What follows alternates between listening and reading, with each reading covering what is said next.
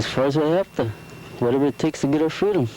Desjardins and others were assured that Nathan Head does have full authority, but a high source says the fact that he doesn't is becoming more evident every day. As for the weekend violence, officials say the underlying tension could remain for a long time, until the political situation is resolved and until the young people who are believed to have done most of the burning and shooting can find jobs and be encouraged to stay in school. Stan? Okay, Sally, thank you very much. In other news, the downtown Minneapolis Dome Stadium has been given the go-ahead, as you know, by the Minnesota legislature, the governor, and the Minneapolis City Council. According to the plan, the new stadium will be paid for by a new tax levied on hotel, motel rooms, and liquor. Here's what some of the sports fans feel about it. I'd be in favor because I'd rather watch the Vikings in the warm than watch them in the cold. I'd just like to see the dome go through, that's all. I don't care how they finance it. Well, that's fine if they want to tax somebody else for it, you know, the people that are going to be using the hotels and motels, but I don't think downtown is any place for a stadium. Well, I'm not so sure that it's a good idea that we tax people coming in from other parts of the country. You know, if we're going to have the stadium ourselves, then I suppose people that are here should pay for it. According to today's edition of the Minneapolis Tribune, the former chairman and a director of the Summit State Bank of Richfield, Del Gustafson, resigned those positions last year. Gustafson owns that bank. He's also one of the major stockholders in a company that owns the Tropicana Hotel in Las Vegas. In a copyrighted story, the Tribune reported Gustafson submitted his resignation when 4 checks totaling more than $1.1 million were returned for insufficient funds. Checks were written by a Las Vegas associate of Gustafson. Tropicana Hotel has reportedly been losing money for several years. Last week, the FBI said it believed that the hotel is controlled by organized crime. The search continues this weekend for clues in the murder of an Afton, Minnesota woman. Earlier this month, 18-year-old Mollis Wollenhaus died May the 10th after she was severely beaten 2 days earlier. Washington County Sheriff's deputies are searching the area around the house where the Stillwater High School senior was found.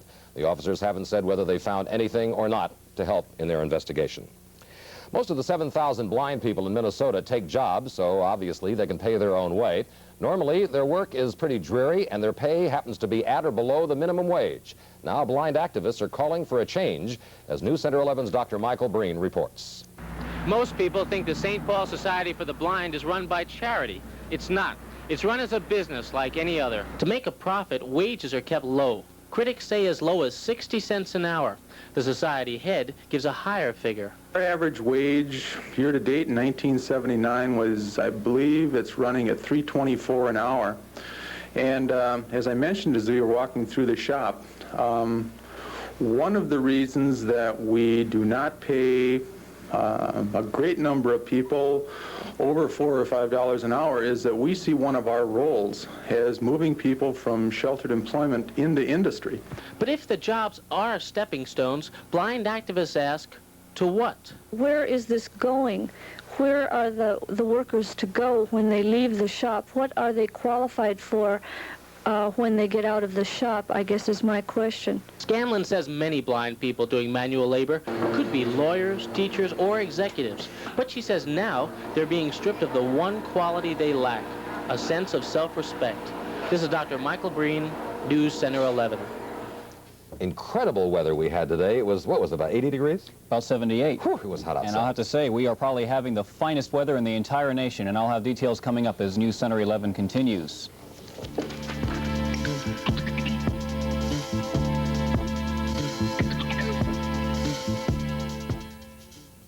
Why buy a machine that does only one job, like a mulching mower?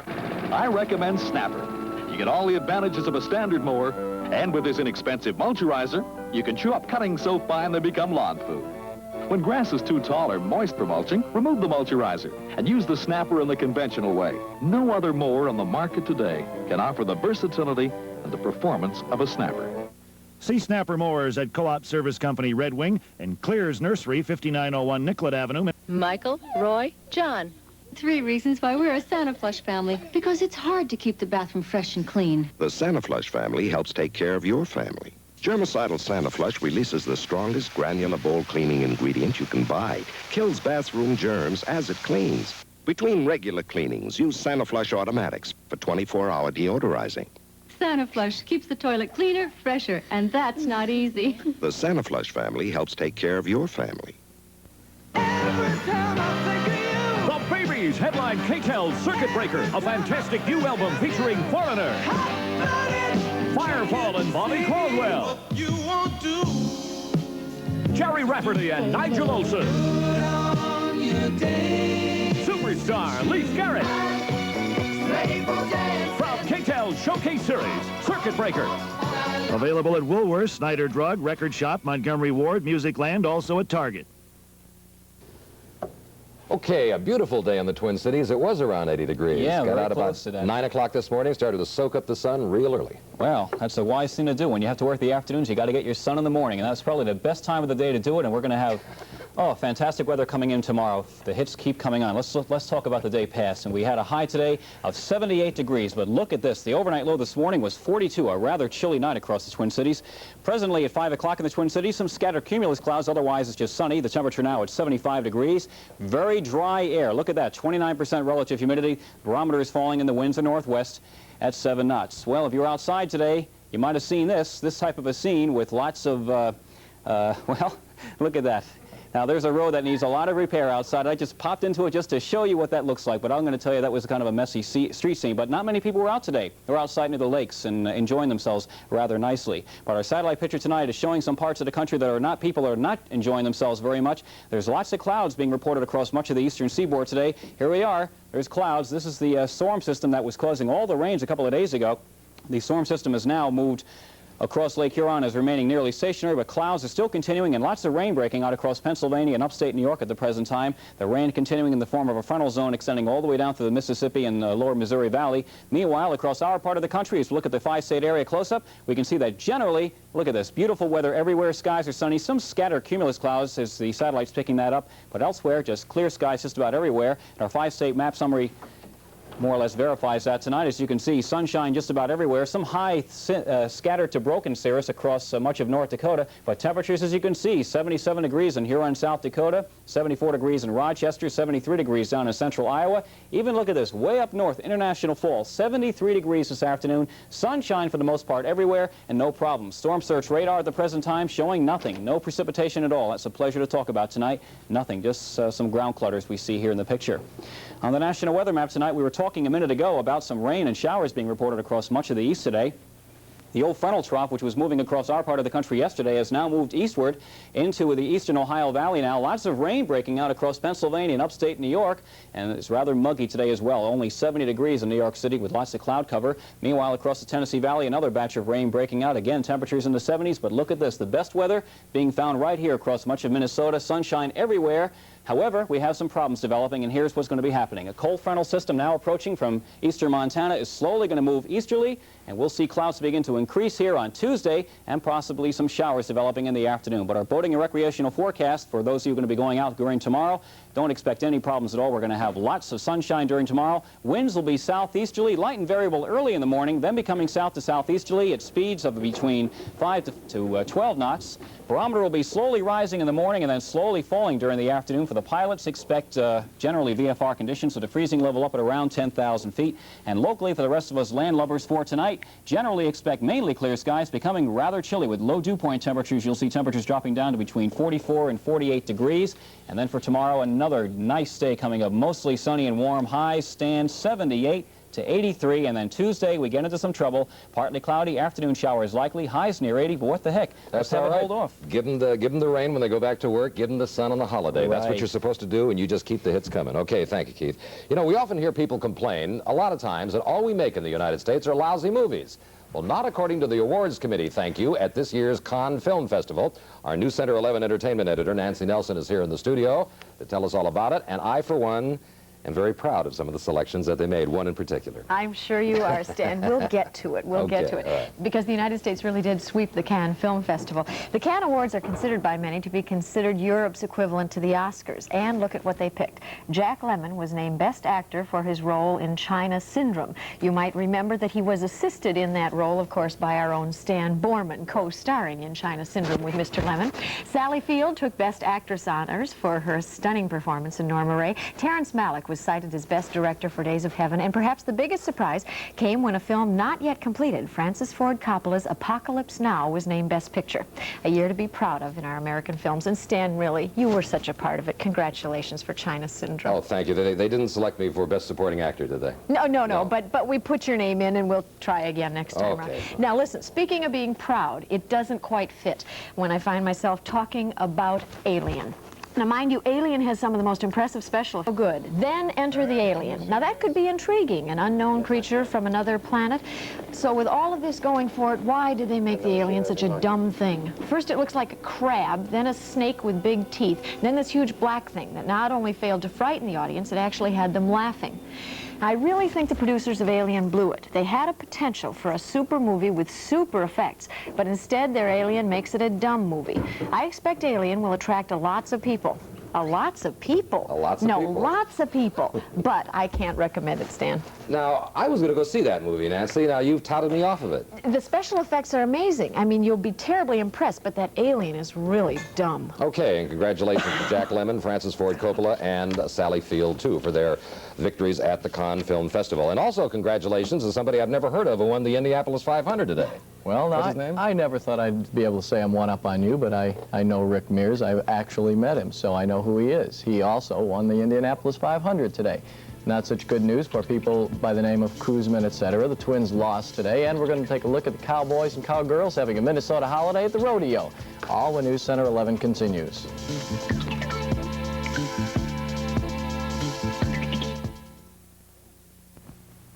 As the Garys sleep, an evil thing happens. A pasty film covers their mouths, teeth. They wake with the worst breath of the day. Morning. My breath. Mouthwash. Scope? I'll use mine. Yours leaves your breath medicine-y. Smell. Not minty like Scope. But mine clean. Can't clean your mouth better than Scope. Clean. Morning. Scope fights bad breath. Doesn't give medicine breath.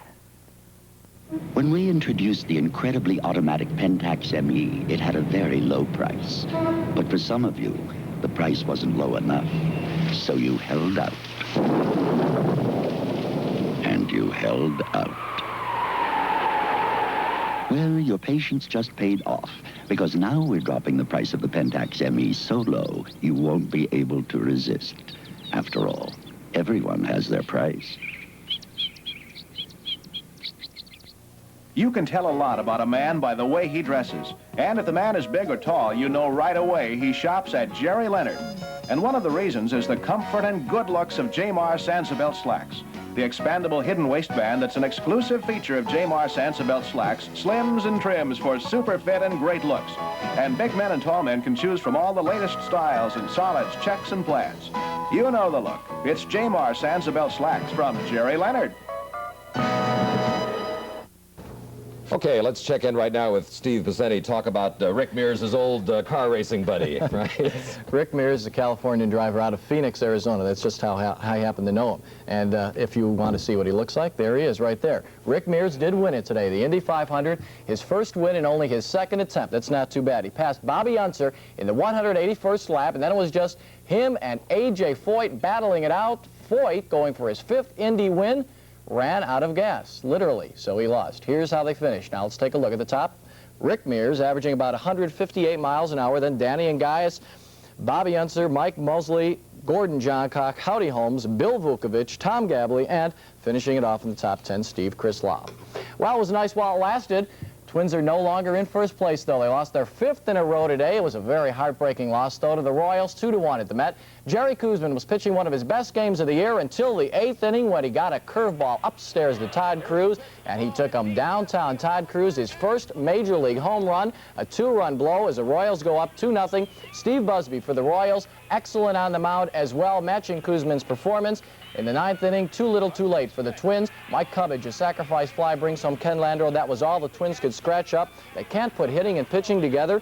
Twins losing again 2-1. The Angels are now in first by at least a half game because they beat the White Sox in the first of two and lead the second. Boston shut out Toronto 1-0. Cleveland beat the Yankees and Ron Guidry in the first. The Yankees are coming back in the second. In the other games, Detroit is cooling off Baltimore, winning the first and winning the second game in the fifth inning. Oakland beat Milwaukee. Seattle, Texas tonight. In the National League, while that Eastern Division is really tight, Expos are just leading over the Phillies. Both teams won today as we look at the scores, and the Expos could pull a half game ahead of the Phillies if they win that second game. The Pittsburgh Pirates beat the Mets 2-1. The other three games are just getting underway on the coast. While the Twins may need some pitching, and if the Twins are looking for pitching, they may look to Hawaii, because there's a young man there. His name is Derek Tatsumo. He's a pitcher for the nation's top college baseball team, Hawaii. His record, 19-1, better than any college pitcher ever. Rumors are flying he's been offered lots of money to go to Japan. Tatsumo says he wants to stay here and be drafted by an American team. The baseball draft, by the way,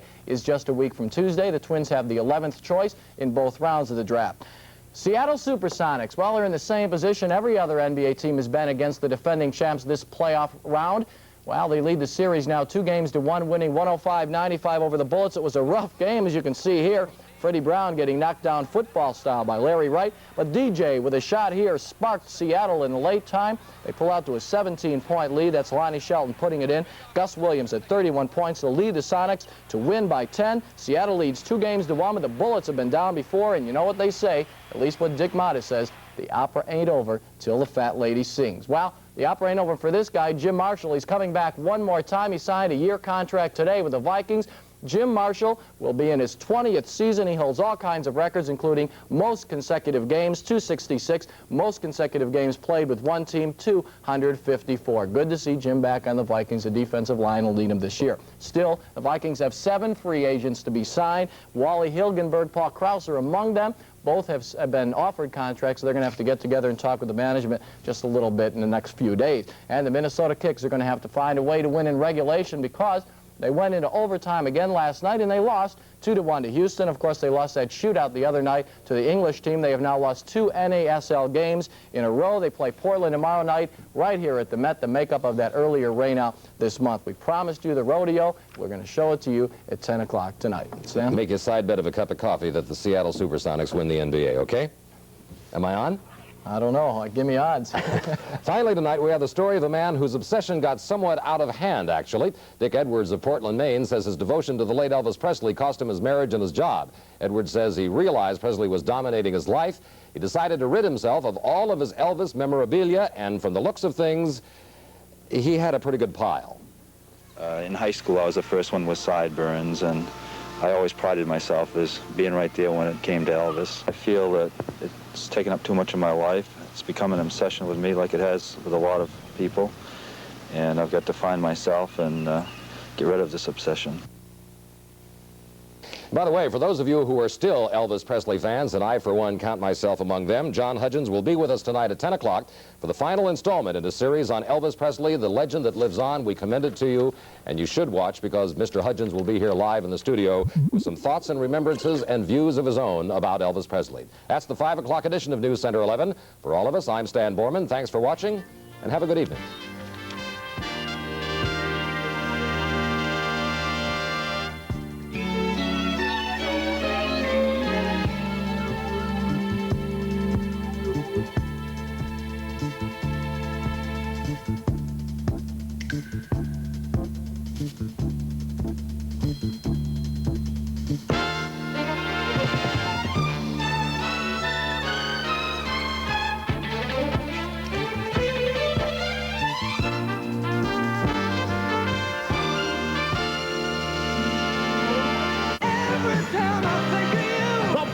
Headline K-Tel's Circuit Breaker, a fantastic new album featuring Foreigner, Firefall and Bobby Caldwell, Jerry Rafferty and Nigel Olsson, Superstar Leif Garrett,